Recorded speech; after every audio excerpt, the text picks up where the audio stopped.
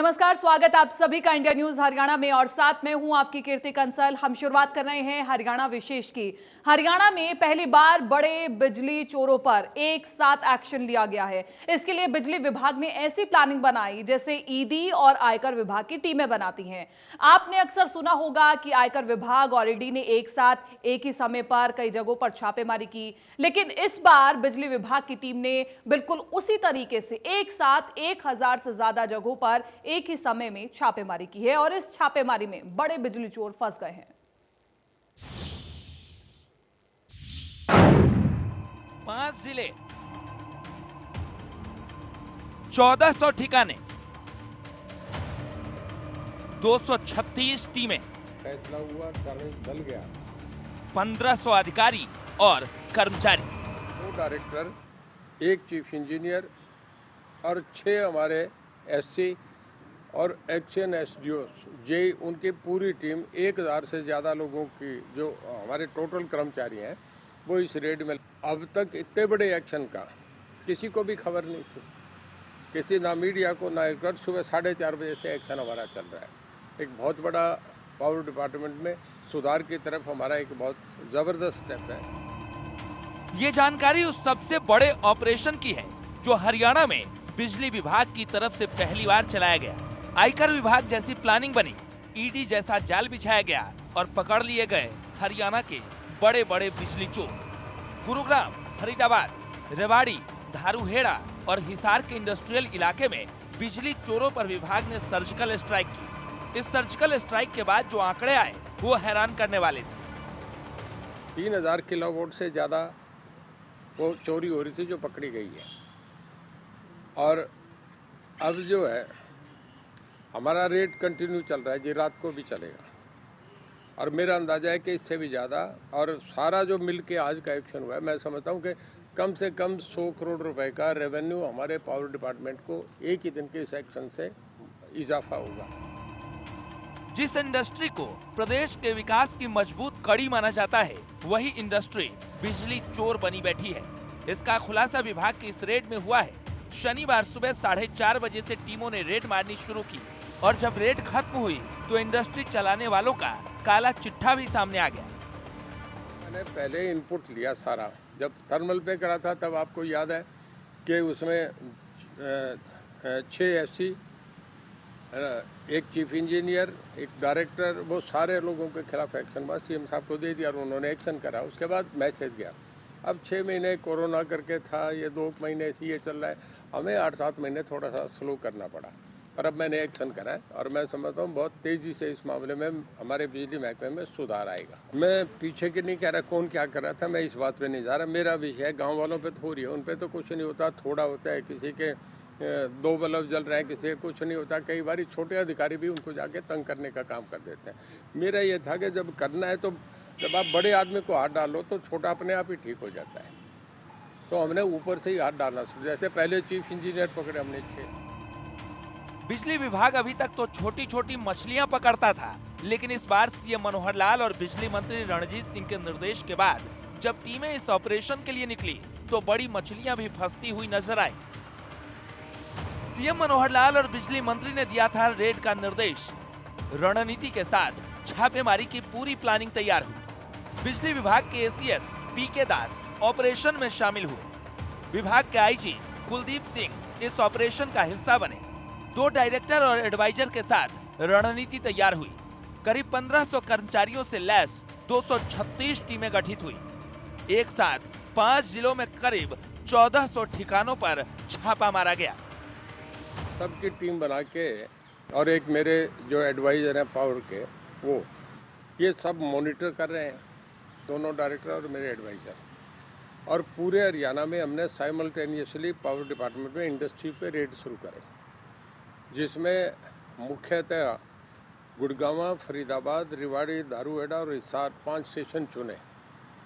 उसमें अब तक का जो मतलब अब आप ये समझें कि आज तक कभी भी पावर डिपार्टमेंट में इस लार्ज स्केल पे कभी भी रेड नहीं हुआ। हम एक मैसेज देना चाह रहे थे कि चोरी नहीं करने देंगे, और उसका ये गया कि अब तक हमने 1100 से ऊपर थेफ्ट केसेस अब तक पकड़ लिए। आज सुबह से लेके अब तक बोरी चोरी के मामले, इंडस्ट्री के 1100, इंडस्ट्री के बहुत बड़े मामले होते हैं, 1100 चोरी पकड़ना। ये सिर्फ एक ऑपरेशन नहीं था, ये संदेश भी था उन बिजली चोरों को कि अब वो बच नहीं सकते हैं। बिजली विभाग ने भविष्य के लिए उन्हें चेतावनी भी दे दी है। साथ ही चेतावनी उन अधिकारियों और कर्मचारियों को भी है जो इस घपलेबाजी में शामिल होते हैं। कहीं कट से, कहीं मीटर में गड़बड़ी थी। कुछ हमारे छोटे लेवल के अधिकारी भी साथ इन्वॉल्व हैं, उनकी भी साथ तैयारी की जा रही है। हमारा पहला पर्पज़ ये है कि इंडस्ट्री को चेक करना, फिर जो अधिकारी गलत पाए गएंगे उनके खिलाफ भी एक्शन, स्ट्रॉन्ग एक्शन होगा। हमने सब अधिकारियों को मैसेज दिए, जो अच्छे आदमी होंगे, जिन्होंने अच्छा काम करा, ये उनकी एक एक्सरसाइज है।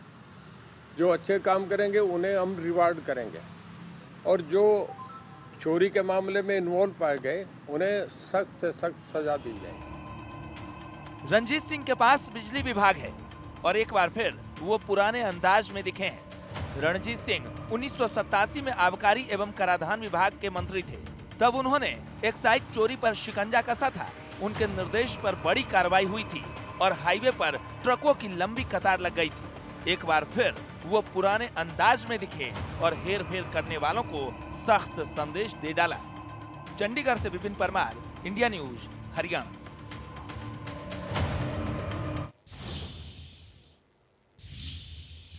उत्तर प्रदेश के मेरठ में किसान महापंचायत में पहुंचे दिल्ली के मुख्यमंत्री अरविंद केजरीवाल ने मोदी सरकार पर हमला बोला। उन्होंने तीनों कृषि कानून को डेथ वारंट बताया। केजरीवाल ने कहा कि आज अपने देश का किसान बहुत ज्यादा पीड़ा में है। 250 से ज्यादा किसान भाइयों की शहादत हो चुकी है, लेकिन सरकार के कान पर जूं तक नहीं रेंग रही है।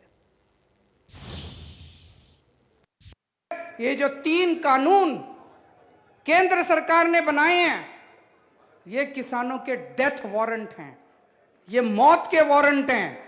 ये तीनों कानून लागू होने के बाद किसानों की जो बची खुची खेती है वो केंद्र सरकार उठा के अपने 3-4 बड़े बड़े पूंजीपति साथियों के हाथों में सौंपना चाहती है।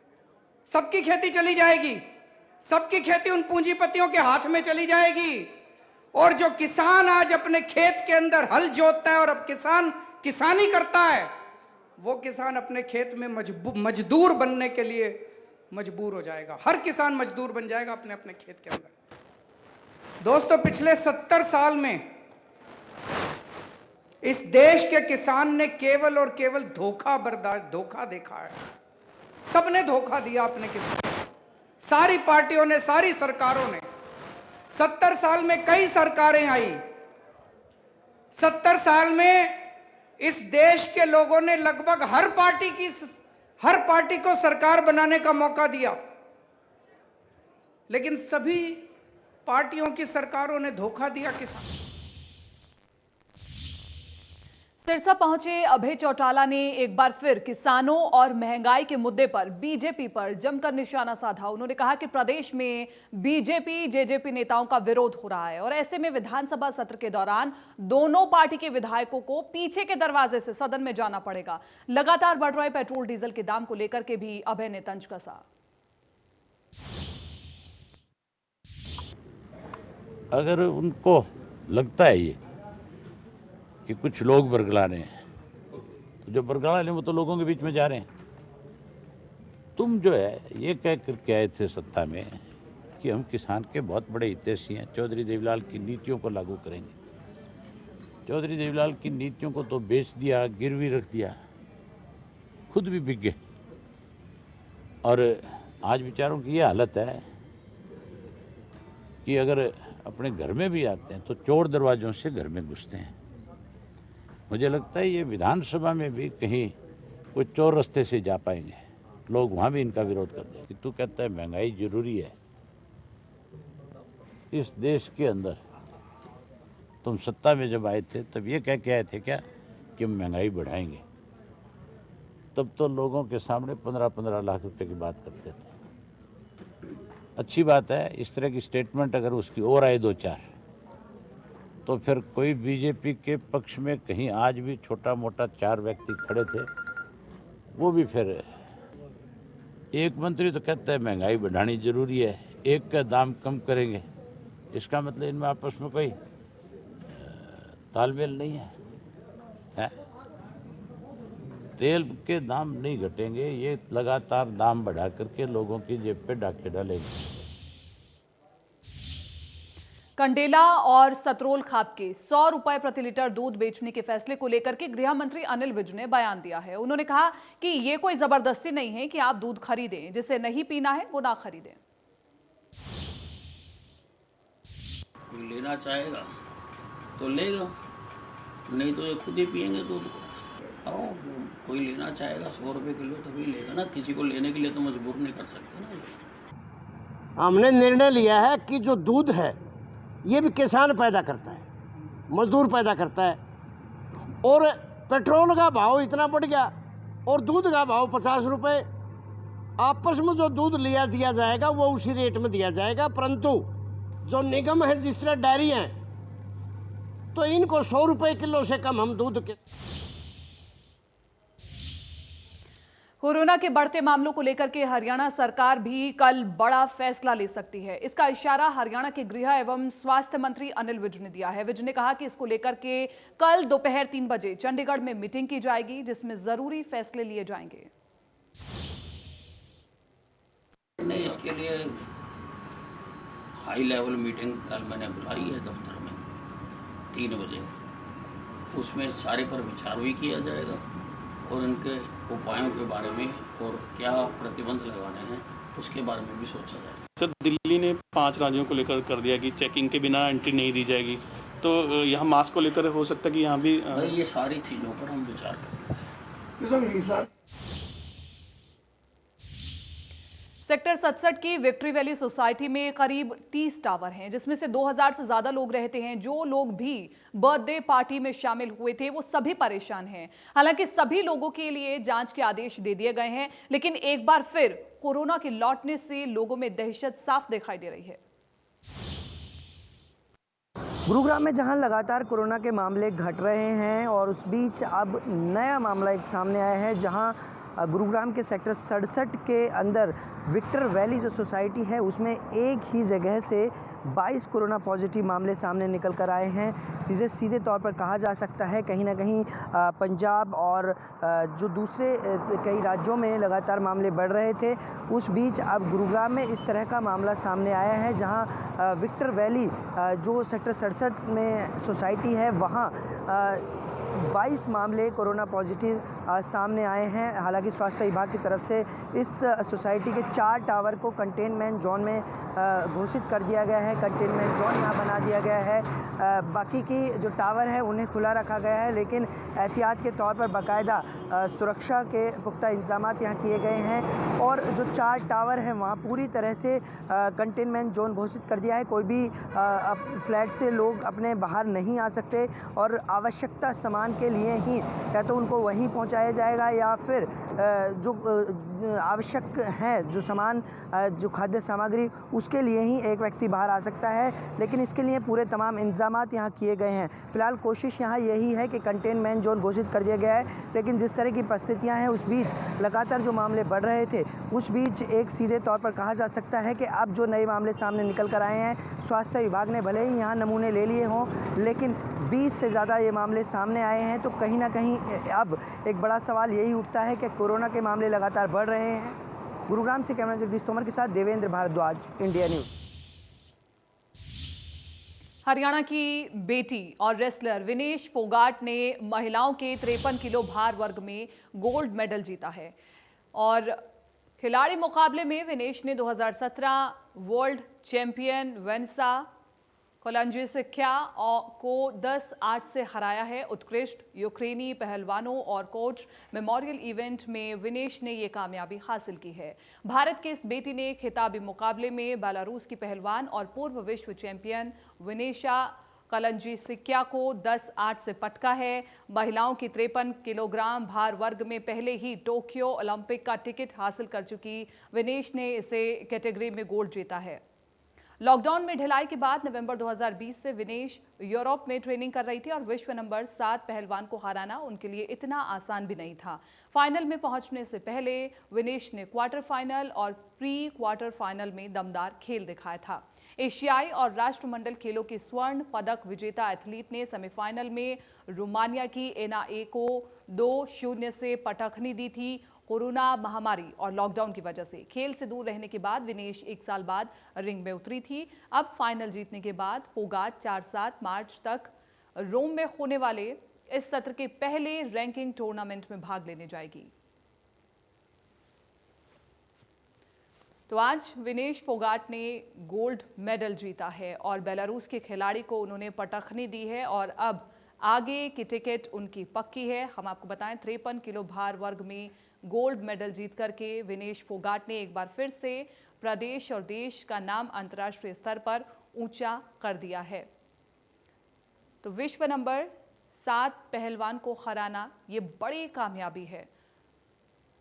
बेलारूस की खिलाड़ी विश्व के 7वें नंबर पर मानी जाती है, जिसे आज हराया है विनेश फोगाट ने और विनिशा कलंजेसिकिया को हराया है।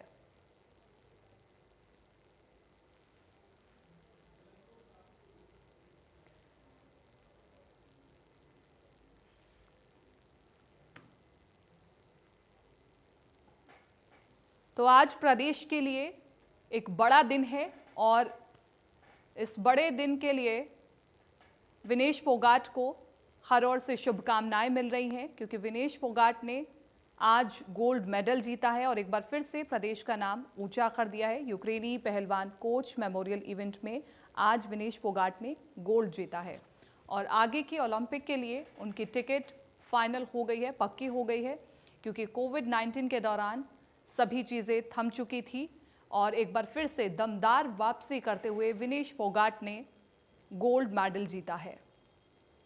53 किलो भार वर्ग में गोल्ड मेडल जीता है। यूक्रेनी पहलवान कोच मेमोरियल इवेंट में आज अपना नाम चमकाया है विनेश फोगाट ने, प्रदेश का नाम चमकाया है और देश का नाम चमकाया है। आगे ओलंपिक में भी खेलने वाली हैं, जो कि 4 मार्च से लेकर के 7 मार्च तक खेला जाएगा। वहां पर भी विनेश फोगाट भारत का नाम रोशन करने वाली हैं और अभी से ढेरों शुभकामनाएं उन्हें मिल रही हैं और अभी से ढेरों बधाई उन्हें मिल रही है। और बधाई की पात्र भी हैं विनेश फोगाट, क्योंकि कोविड-19 के बाद उन्होंने ये दमदार वापसी ली है।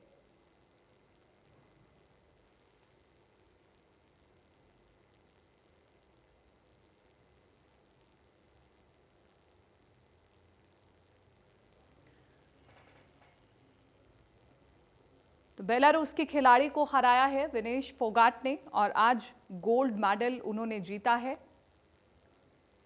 विश्व नंबर 7वें पहलवान को विनेश फोगाट ने हराया है। बेलारूस की खिलाड़ी, जो कि विश्व के 7वें नंबर पर मानी जाती हैं, उन्हें पटखनी दी है और ये प्रतिस्पर्धा अपने नाम कर ली है उन्होंने।